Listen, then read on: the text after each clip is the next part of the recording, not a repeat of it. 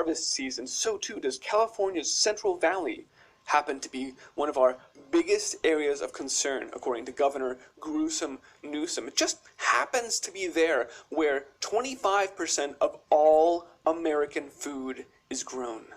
That's more than half of all fruits, vegetables, and nuts. And mind you, America doesn't just feed itself. We are still feeding and exporting a lot of food to a lot of countries around the world. So when Gruesome Newsom and these advocacy groups target 25% of all of America's food production and start sending in strike teams to ensure that they are shut down and that we don't produce food. Ladies and gentlemen, this is what it looks like when you shut down the food supply. It's easier to do in a place like Beirut, where they have 85% of their grain silos right there next to the port that takes in 60% of the country's imports.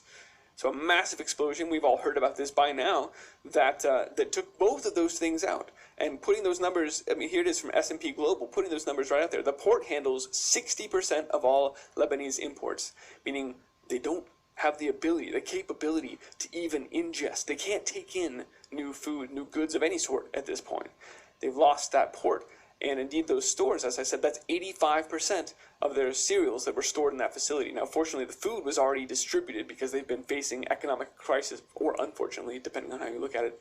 They've already been facing economic crisis, so most of that cereal had already been distributed, and the food itself wasn't lost. But notwithstanding, the port itself and the ability to store grains are both gone. That's how easily it was done in Beirut. And it's being done in other parts of the Middle East right now as well. That's why they're able to say, yeah, we're going to have catastrophic food shortages ahead because we import 90% of our food and we just lost the port. There are other parts in the last 48 hours, the food wars are really going hot in the Middle East especially. A food warehouse was the site of an initial fire outbreak in Iraq, which actually expanded eventually to cover several food warehouses. It's a huge fire there.